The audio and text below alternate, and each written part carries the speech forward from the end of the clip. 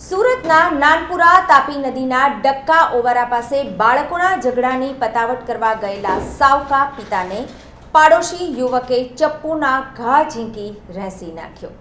Athwa police પાસેથી મળતી માહિતી મુજબ નાનપુરા તાપી નદીના કિનારે આવેલી ઝૂંપડપટ્ટીમાં રહેતા 19 વર્ષીય અંકિત કિશોર વળવીએ અઠવા લાઇન્સ પોલીસ સ્ટેશનમાં તેમના પાડોશમાં રહેતા વિશાલ ઉર્ફે કાંચો રાજુભાઈ રાઠોડ વિરુદ્ધ ફરિયાદ નોંધાવી હતી।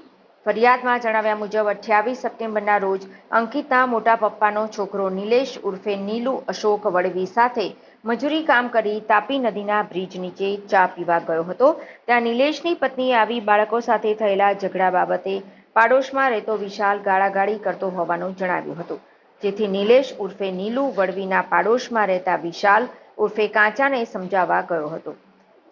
જે દરમિયાન ત્યાં નિલેશ બાળકોના ઝઘડાની પતાવટ માટેની વાત વિશાલની પત્ની સાથે કરતો હતો। જે વાતચીત દરમિયાન નિલેશ ઉર્ફે નીલુ વળવી કંઈ પણ સમજે એ પહેલા વિશાલ કાંચા ઘરમાંથી ચપ્પુ લઈ આવી નિલેશ પર હુમલો કરી દીધો।